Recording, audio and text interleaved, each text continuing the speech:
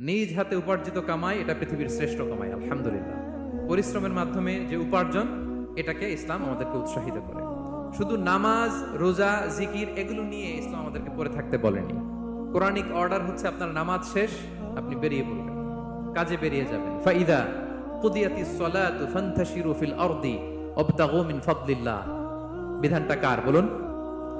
আওয়াজ করে বলুন, বিধানটা কার? এটা কোরআনিক ভার্ডিক্ট, কোরআনের বিধান। নামাজ শেষ, ভুল হয়ে বসে জিকির করতে বলা নেই আল্লাহ। আল্লাহ বলেছে ফান্তাশিরু ফিল আরদ ওয়াবতাগু মিন ফাদলিল্লাহ, জমিনে ছড়িয়ে পড়ো, আল্লাহর রিজিক তালাশ করো। নামাজ শেষ, বেরিয়ে যাবে। কৃষক চলে যাবে মাঠে, শ্রমজীবী চলে যাবে ফ্যাক্টরিতে, শিক্ষকরা চলে যাবে তাদের শিক্ষা প্রতিষ্ঠানে, কর্পোরেট ওয়ার্ল্ডের লোকেরা চলে যাবে তাদের প্রতিষ্ঠানে। ডেভেলপমেন্ট করতে হবে, সিভিলাইজেশন করতে হবে। নামাজের পরে গোল হয়ে বসে থাকা চলবে না। কি ব্যালেন্স দেখেছেন ইসলাম? আজান হয়েছে তো মসজিদে আসো, নামাজ শেষ বেরিয়ে পড়ো, আলহামদুলিল্লাহ।